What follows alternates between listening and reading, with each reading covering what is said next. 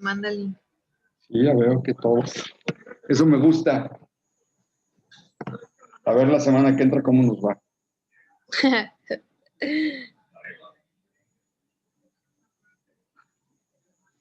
¿Cómo vieron? ¿Vieron el video? ¿O no? La verdad. Yo no, profe, yo lo voy a ver el lunes, que haga la tarea.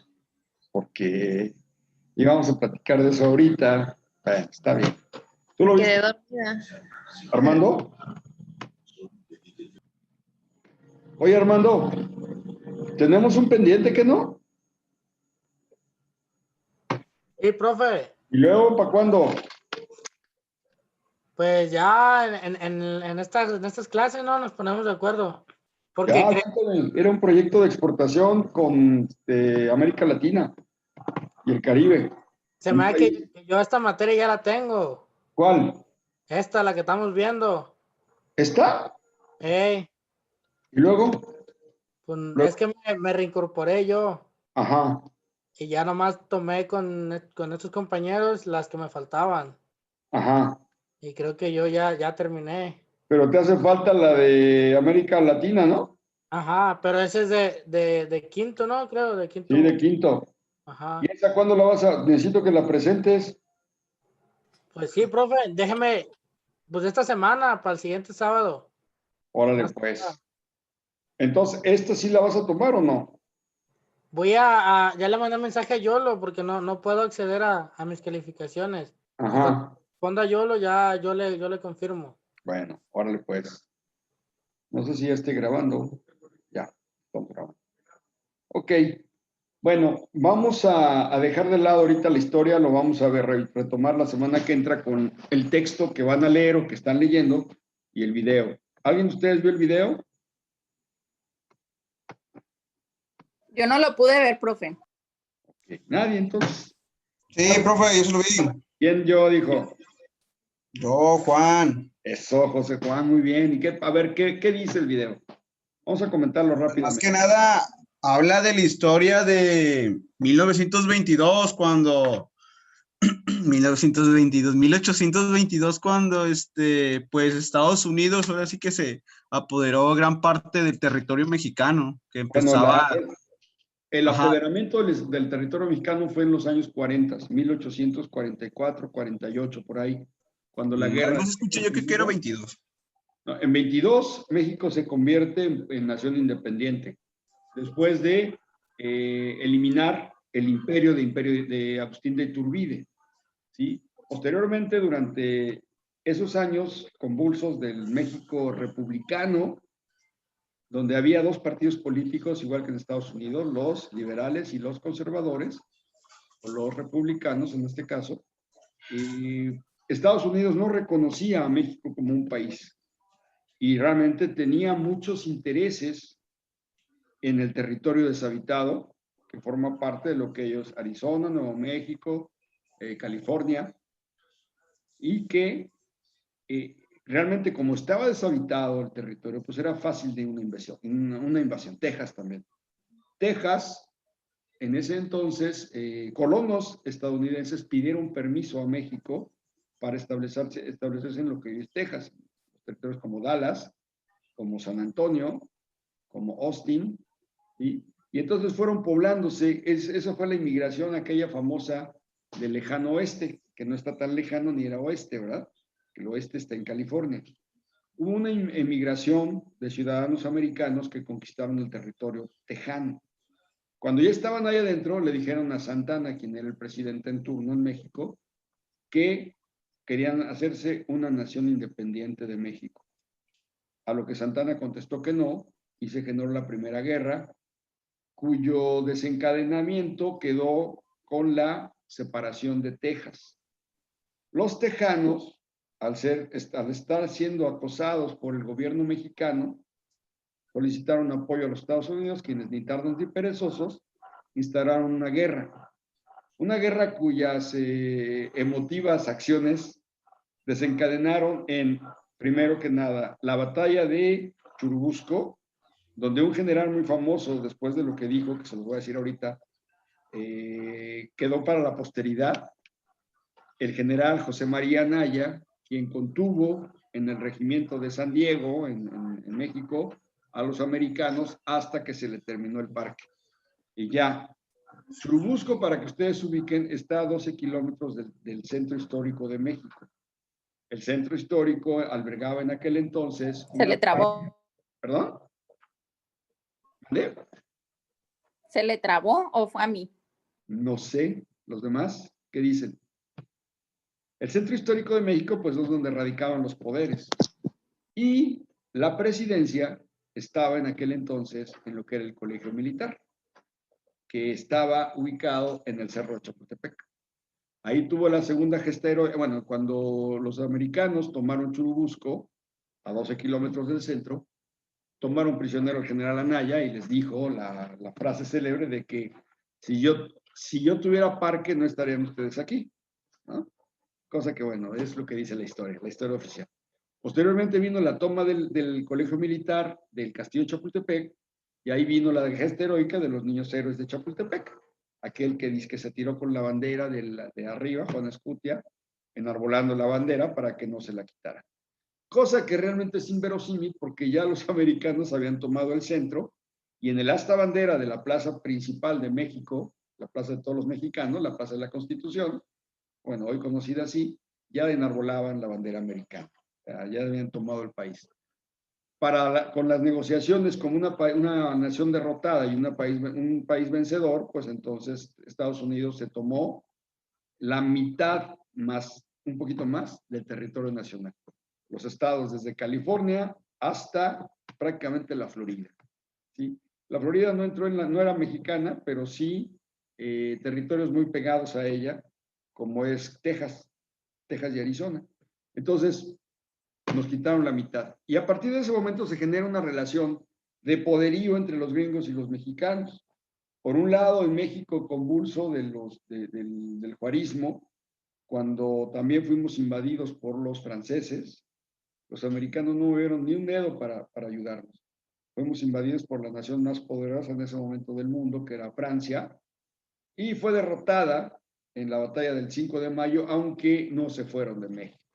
O sea, realmente esa gesta heroica del 5 de mayo, pues es una anécdota más en el ideario mexicano, porque la realidad es que los franceses venían a apoyar a Maximiliano de Habsburgo, cuyo imperio fue el segundo imperio mexicano, y a salvaguardar los intereses de los ciudadanos franceses que estaban radicando en México. De hecho, hay una famosa guerra que se llama la Guerra de los Pasteles, que tuvo lugar entre Francia y México, precisamente debido a que los pasteleros franceses se quejaron del maltrato del gobierno mexicano. Y los franceses, que en aquel entonces estaban habían sido el ejército más poderoso y casi el que conquistó todo el mundo conocido en Occidente, pues se vinieron a hacer sus tropelías por acá. En los Estados Unidos, por su parte, tuvieron una guerra de secesión muy fuerte entre los estados, los estados industrializados del norte contra los estados segregacionistas y esclavistas del sur. La famosa guerra civil durante los años 1960, 61, 62, por ahí. México se estaba enfrentando también a los franceses por ese entonces. Por eso también la ayuda americana no llegó a la nación mexicana, cosa que se había establecido en un pacto. Bueno, México siguió avanzando. Los gringos tuvieron su guerra civil, ganaron los industrializados del norte y sometieron a los estados sureños y de cierta medida se abolió la esclavitud. En aquel entonces ser negro era ser esclavo. ¿Sí? En el norte del país no sucedía eso. Los estados como Nueva York, Washington y demás, que eran más liberales y por lo tanto más displicentes en la cuestión de la esclavitud. Sin embargo, eso no quiere decir que se les quitara a los racistas, a los desgraciados, ¿no? Realmente siempre vieron con desdeño y con una raza inferior a la raza negra. Que, dicho sea de paso, había llegado para trabajar en los campos, los plantíos de algodón, los grandes plantíos de maíz de los estados confederados que fueron los que pelearon en la guerra de Estados Unidos por el sur, ¿sí? Eran estados esclavistas y lo que ellos querían era establecer su patrón de esclavitud y mantenerla así. Por otro lado, los estados federalistas, los estados que comandaban las tropas norteñas, Abraham Lincoln entre ellos, era pues la búsqueda de los mercados. Miren, no nos hagamos tontos. La verdad es que las guerras se dan por intereses bien marcados. Y los estados norteños de Estados Unidos lo que buscaban era una expansión para tener salida para sus grandes productos industriales que ya se estaban fabricando en ese entonces. La revolución industrial que se dio en Inglaterra permeó muy fuerte en la costa este, esta costa que voy a señalar con el mouse, si me deja, aquí está, miren, esta costa este, donde están los principales estados industrializados, Nueva York a la cabeza. Y lo que buscaban era que los del sur les compraran, pero los del sur eran reacios porque lo que ellos querían seguir. Vete a la cama, amigo, te estás durmiendo. Uy, aquí está mi niño, está durmiendo. Vete a la cama, corre, papi. Ándale. Prende la luz si quieres y ahí duérmete un rato. Ahorita voy para allá. Pobrecito, mi niño ya se aburrió. Salió a jugar con sus amigos, los correteó el perro. Se divirtieron, pero ya está bien cansado. Ahorita vamos por leche para cenar, hijo, ándale. Yo no tengo nada. No tengo nada. Y su madre sale a las 11 de la noche. Cierra la puerta, papi, que se meten los moscos. Ándale, gracias. Ya. Perdón, perdón. Fue una época muy fuerte. Los Estados Unidos, evidentemente, empezaron mucho más temprano que México, tanto la liberación, su libertad de las colonias europeas, ¿sí? Así como su entrada a la industrialización. Esa fue la diferencia. Y México, enarbolando banderas de patria y libertad, banderas revolucionarias, banderas de no demócratas, de republicanos contra conservadores, de liberales contra conservadores, pues se la llevó en guerras convulsas prácticamente toda la segunda mitad del siglo XIX. Finalmente, quien llegó a estabilizar la situación, a pesar de que se le ha satanizado como un dictador malo, feo, horrible, fue Porfirio Díaz. Porfirio Díaz fue un héroe de guerra durante la guerra contra los franceses, un general oaxaqueño muy fuerte, muy reacio, que tomó por las armas la presidencia de la República. Su primer periodo fue un periodo posguerra con los franceses y tomó el poder, asaltó el poder después de Benito Juárez. Después de Benito Juárez vino otro liberal, se llamaba Lerdo de Tejada, Miguel Lerdo de Tejada, y después Porfirio Díaz, que llegó al poder por las armas. Posteriormente se hicieron comicios. ¿Eh? ¿Qué? Ahí déjala, papi, no pasa nada. Está llorando. Es que de veras le hace falta, no sé, ya no quiero hablar. Luego ya les platico con calma. Y estabilizó de alguna manera la situación de guerra. Se establecieron en ese entonces las primeras fábricas que básicamente eran americanas, eran de inversión americana, y fábricas de hilados y tejidos, de papel, de cerveza, aunque ustedes no lo crean, de algunos satisfactores que los gringos, y sobre todo la tirada de los gringos siempre fue el subsuelo mexicano, el petróleo. En México era un país rico en petróleo y se establecieron las primeras refinerías, todas ellas de corte o inglés o americano. Los ingleses también empezaron a voltear hacia México por su situación geográfica. El economista David Ricardo, que fue parte de los liberalistas del siglo XVII, ¿sí? Un inglés, fue el padre de la ventaja comparativa. ¿Qué es la ventaja comparativa? Creo que ya lo hemos platicado en alguna ocasión. Todos los países tienen ventajas que son naturales. David Ricardo también fue autor de la teoría la teoría del comercio natural. Es decir, él pugnaba porque los hombres eran naturales y cada hombre tenía a su cargo su crecimiento como persona. Fíjense, les estoy hablando del siglo XVII. Después esto se modificó con la Revolución Francesa y una bola de cosas que pasaron en el mundo y medio se escondió esta teoría. La teoría del natural más la teoría de la ventaja comparativa, que más o menos dice que cada país tiene una ventaja que viene ligada a su situación, a su condición geográfica y de clima.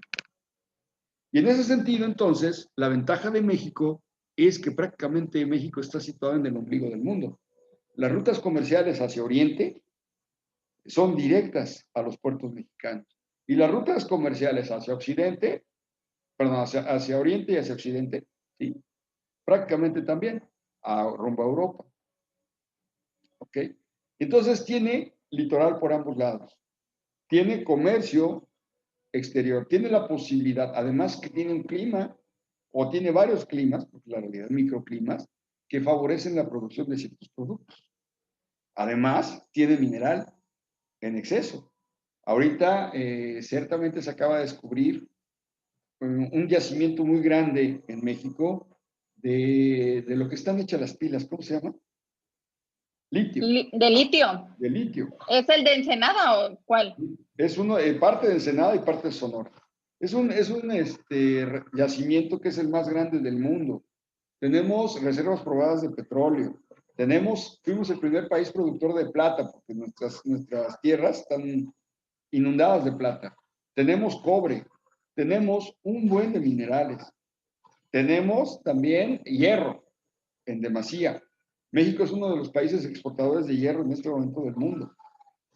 Tenemos selvas, lo que hace que tengamos madera. Tenemos agricultura de buena manufactura.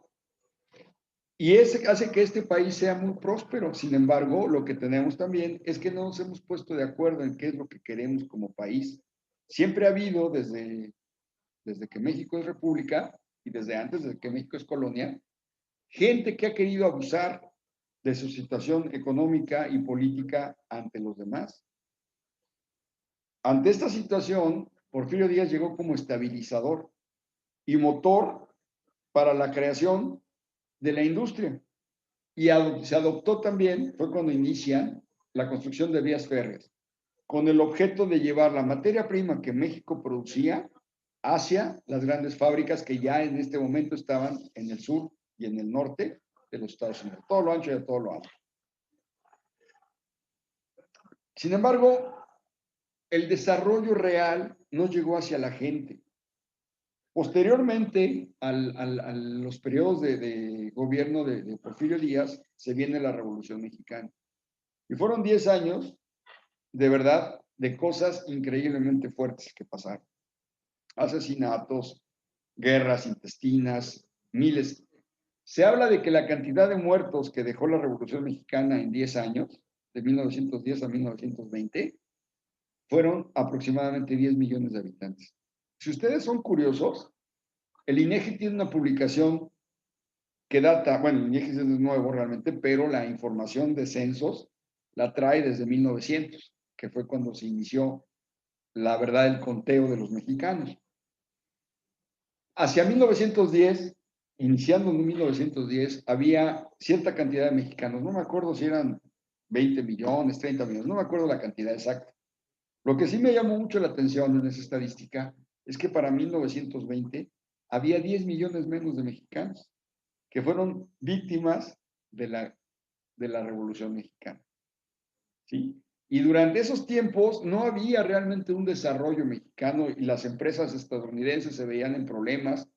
De hecho, se habla de que a Francisco Villa, el centauro del norte, el general Francisco Villa, que comandó el ejército dorado, de los Dorados de Villa, ¿sí? Del norte, Durango y del sur de Chihuahua, lo mandaron a matar los gringos. O fue un complot entre el gobierno mexicano, que en ese entonces no era reconocido por el gobierno estadounidense. El problema es que en ese entonces era presidente Álvaro Obregón. Ese gobierno no estaba legitimado por los gringos. Y entonces, en una negociación que logró hacer Álvaro Obregón con los americanos, les entregó a Francisco Villa. Y además hubo otra situación peor todavía.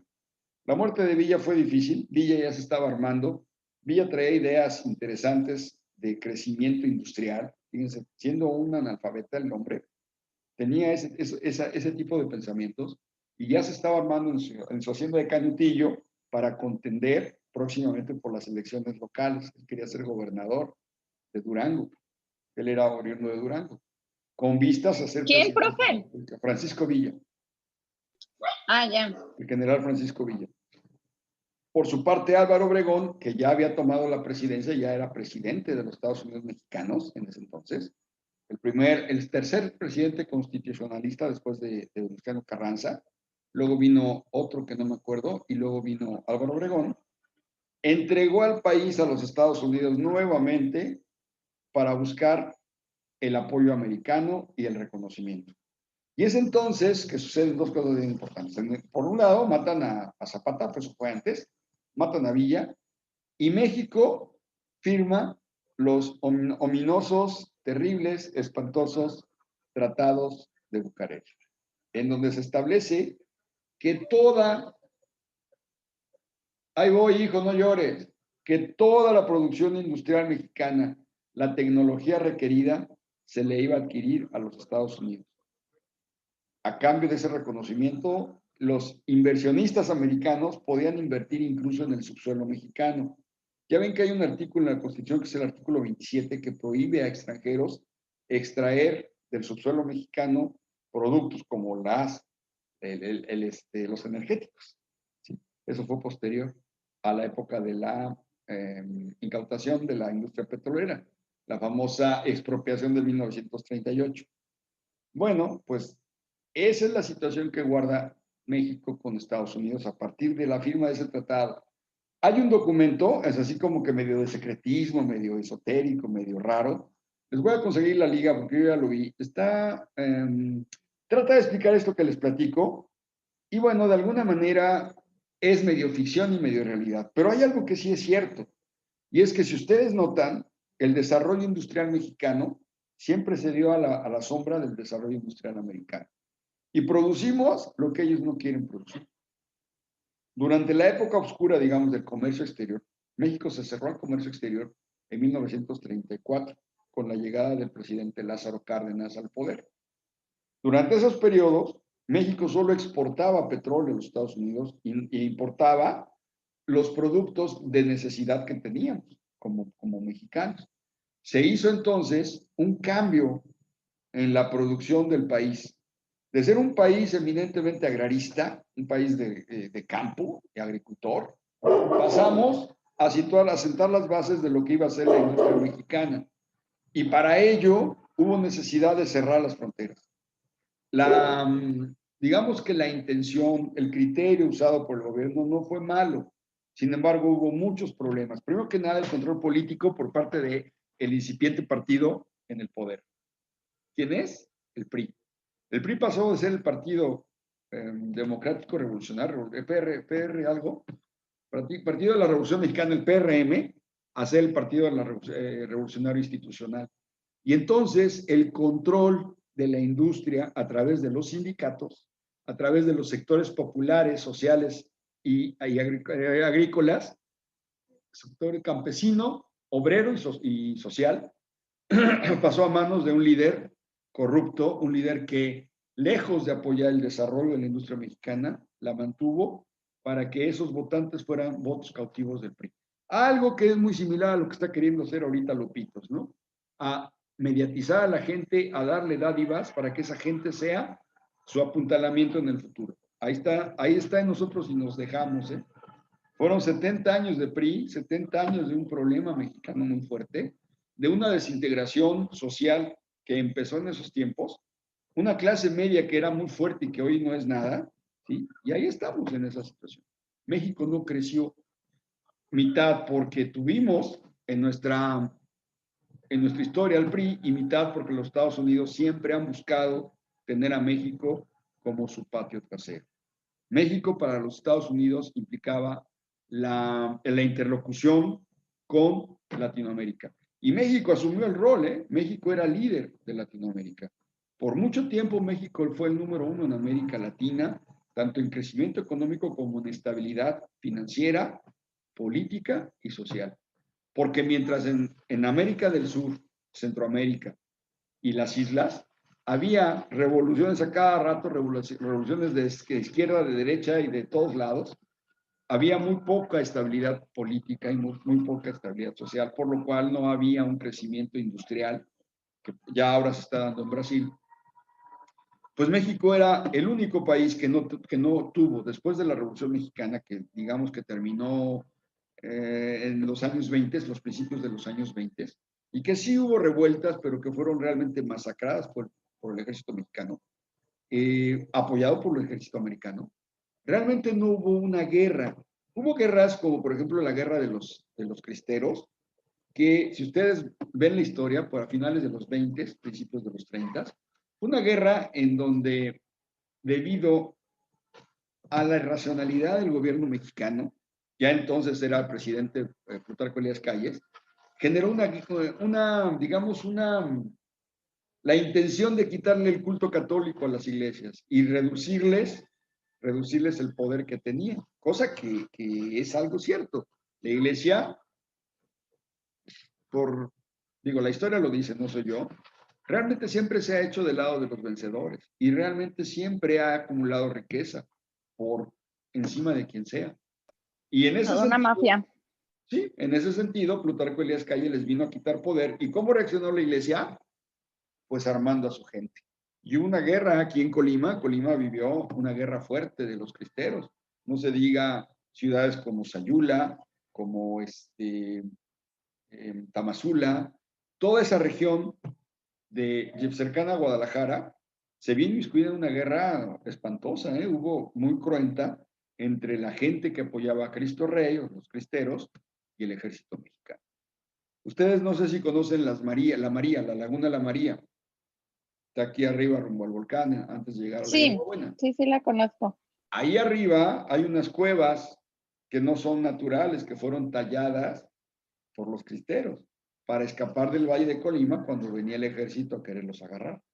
También se cuenta que debajo de Catedral, con salida al río Colima, que es el que cruza ahí a unas cuadras, hay túneles que le daban acceso a los cristeros para cuando venía la leva o venía la guerra hacia ellos, ¿no? El ejército, ellos pudieran escapar. Fue algo serio. Bueno, sin embargo, ya estamos ahorita en los años 40, se sientan las bases de lo que fue la política industrial mexicana. Una política de sustitución de las importaciones en donde la frontera se cerró. Los gringos felices, aunque en ese tiempo también se viene la Segunda Guerra Mundial. Y el tema de la expropiación petrolera fue un problema coyuntural, un tema coyuntural. ¿Por qué coyuntural? Porque a México fue invitado por los países antagónicos a los Estados Unidos, por Alemania, en aquel entonces Rusia, que era parte del eje, Japón, Italia, de adherirse y aportar el petróleo que necesitaban para mover sus grandes barcos. Los Estados Unidos, con tal de que México no firmara ese tratado, ¿sí? Esa adhesión al eje, le ofrecieron a México recuperar sus cacharros viejos. La expropiación petrolera se dio en ese entonces, en 1938. Pero la historia no miente, y miren, yo que viví realmente un tiempo fuerte de mi vida, 6 años de mi vida, trabajando en una empresa que hacíamos proyectos para Pemex, me di cuenta que era una simulación, que las plantas industriales de México, las refinerías, las petroquímicas, todos los servicios auxiliares para producir gasolinas y producir productos derivados del petróleo, como lo que se utiliza para los zules, todo esto plásticos, se dejaron de invertir en ellas. Pemex, por alguna razón increíble, dejó de invertir y México dejó de ser una potencia exportadora de petróleo y una potencia exportadora de gasolinas. Durante la Segunda Guerra Mundial, México estuvo surtiendo a los países aliados de combustible. Fue cuando hubo una expansión de la economía mexicana y casi todos tenían trabajo. Se dice que en ese entonces el dólar estaba a la par de la moneda americana y fue a finales de la guerra cuando México tomó el valor De la moneda mexicana, ¿no? Por 12 pesos con 50 centavos por dólar, exactamente. Ese precio, tipo de cambio, se mantuvo. No había realmente ninguna de las fuerzas económicas que lo modificara hasta finales del sexenio de Echeverría, que fue en 1975, cuando se vino la gran primera devaluación motivada porque la economía mundial, que estaba en recesión debido a la guerra, fue levantada por los Estados Unidos. Y hubo un cambio estructural en cómo se manejaba la economía mundial, auspiciada por los gringos. Cambiamos de un sistema que era patrón oro, es decir, las reservas de dinero de cada país estaban cimentadas y valoradas en oro. ¿Cómo se llama donde está Fort Knox? Donde tienen la reserva americana, estaba todo el oro del mundo, está todavía. El oro mexicano, el oro italiano, el oro brasileño. Ese valor, esos lingotes de oro respaldaban la economía mexicana. Es decir, un peso mexicano estaba basado en que tenía su contraparte en oro allá en Fort Knox. Y así es como se tomaban las reservas. Sí, eso ya lo habíamos visto. Con este cambio entre el Fondo Monetario Internacional, el Banco Mundial y los gringos, cambiaron el patrón oro por patrón dólar. Y entonces las reservas probadas de cada país iban a estar en función de una cosa que se llama productividad basada en reservas de moneda. La moneda nunca ha sido, ¿cómo les explico? No es tangible. La moneda es una mercancía que no es cierto. O sea, sí vemos billetes, tenemos monedas, pero su valor real está indexado al dólar.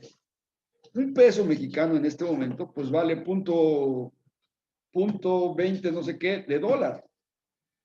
No vale, no existe. Y nuestras reservas probadas están en función de nuestra renta petrolera y la cantidad de dólares que tenemos en reserva, supuestamente. Pero que digan, miren, vamos a hacer un cheque sobre la reserva de México, no se puede. Porque esa reserva está dada en la renta petrolera. O sea, existe esa reserva en las cuentas por cobrar de México más la reserva petrolera, menos la deuda externa. Y entonces es una cuestión ahí de aritmética, una cuestión de mercancía, una cuestión rara, por la cual hemos padecido cada rato por la entrada y salida de capitales que se llevan esas reservas, ¿no? Pero lo que nos compete, que es el comercio, también ha estado indexado a los Estados Unidos. Durante todo este tiempo, como les decía, México importaba productos satisfactores básicos que el gobierno, a través de su control estatal, distribuía en diferentes comercializadores. No había un comercio libre. Que tú dijeras, yo quiero ir a comprar a Walmart, o quiero ir a comprar a Sam's, o quiero ir a comprar a Electra, o a FAMSA, o a donde sea, una pantalla, un equipo, algo que me satisfaga, no lo había. No había ni siquiera más que almacenes como Liverpool o como Palacio de Hierro que vendían básicamente ropa. Pero electrodomésticos y demás, todo se producía en México o se importaba en partes, se armaba en México y lo ponían a la venta a las empresas destinadas por el gobierno para ello. Y entonces, así llegamos a los 70s, se vino el primer problema de la modificación del patrón de oro a reservas internacionales en dólares, y México tuvo que devaluar su moneda en un 100%. De estar en 12.50 el día anterior, hoy estaba a 25 pesos. ¿Y qué vino con eso? Pues evidentemente una carestía, una inflación, una situación de crisis muy, muy fuerte. Por otro lado, el gobierno mexicano empezó a invertir, empezó a ser capitalista, empezó a ser el dueño de los medios de producción. Y empezamos a padecer, pues, que el gobierno era el patrón y él era el gobierno, el regulador. Y entonces quienes estaban al frente de las fábricas, lo que menos les importaba era hacerlas productivas, porque ellos cobraban como burócratas un dinerito y el dinero que se generaba, empezó a ver la corrupción tan fuerte que existe o que existió, que sigue existiendo. Y los que trabajaban en esas fábricas, pues se apoderaban de ese dinero que en estricta teoría iba a beneficiar a la gente con empleos y con sueldos bien remunerados. Se dio lo que se conoce en la historia como la expansión capitalista del Estado. Un modelo más que nada tirándole a lo socialista, al modelo ruso, al modelo cubano, en donde el gobierno invertía y era el dueño de los medios de producción. Pero el reparto no era equitativo, porque la renta que generaban esas empresas, pues se iba al gobierno. Y el gobierno utilizaba de manera discrecional esos recursos. ¿En qué? Básicamente en hacer millonarios a los presidentes, a los secretarios, a toda la gente coludida en el gobierno. Por aquel entonces surgió aquella frasecita espantosa que dice, en México el que no tranza no avanza. Y es debido a esto. El gobierno se dedicó a invertir. Bueno, vienen los cambios en la regulación mundial, vienen las estructuras del Fondo Monetario a apuntalar el problema de la crisis económica de México y de otros muchos países de Latinoamérica, y entonces México es obligado a adoptar una política comercial de libre comercio. Y en 1986, ante la sorpresa de todos los empresarios y demás, les digo que el gobierno empezaba a invertir en empresas. Llegó a tener más de 1,500 empresas el Estado mexicano. Controlaba aviones, controlaba barcos, controlaba teléfono, controlaba ferrocarriles, controlaba carreteras, controlaba manufactura de automóviles, hasta equipos de fútbol profesional, como fue el caso de él, IMSS Huastepec. Hacía de todo. Evidentemente, la situación de los empresarios, pues era de pleito, de encono, de enojo. Y para colmo de males, en 1982 privatizan la banca también. Y les dan una patada en el trasero a todos los dueños de los bancos y les quitan sus bancos. Y entonces ya no nada más producíamos, sino además cobrábamos y hacíamos con el tipo de cambio lo que a nosotros nos imponía, a lo que el gobierno le quería hacer. Se abre la frontera en 1986, se abren las fronteras. El Fondo Monetario y el Banco Mundial estuvieron presionando para que México cambiara su modelo de sustitución de importaciones por un modelo de libre mercado y que además desinvirtiera, que las empresas que estaba controlando como patrón fueran vendidas y pasamos al siguiente nivel. Y en ese siguiente nivel, las empresas mexicanas pues no pudieron competir con las empresas americanas, con las empresas japonesas, con las empresas coreanas, con las empresas estadounidenses, europeas. Y es donde empieza Pues a ver... sí, porque antes tenían su monopolio bien chingón. Así es.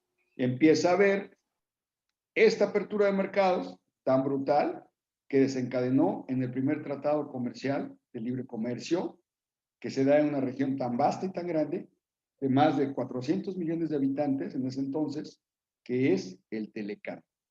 Y aquí le vamos a dejar porque ya me falta un minuto y ya se me acabó el tiempo por estar platicando, pero creo que era importante sentar las bases de cómo estaba México ante la inminente entrada al comercio internacional.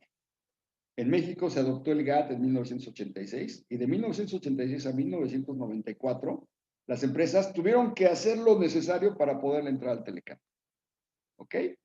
Bueno, jóvenes, pues aquí le dejo. Está interesante, hagan la lectura. Les voy a poner otra lectura adicional por ahí para que como material, para que la próxima semana ya entremos de lleno a lo que es Telecán. Vamos a ver Telecán y luego vamos a ver Temec y vamos a ver cómo embona uno con otro y cuáles son las ventajas y las desventajas de uno y de otro. ¿Sale? Prendan sus cámaras ya para que se quede en la grabación, sus rostros.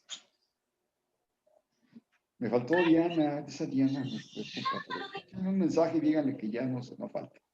¿Sale? Ahí te encargo a tu Ay, el Pablito. A ver. hermoso. Todo bonito. Saludos. Hermoso. Ya se me va a acabar el tiempo, ya está a punto. Nos vemos la próxima semana. Adiós, profe. Andrea. Dios. Bye. Claro. Está alcanzando en este tiempo. Bye.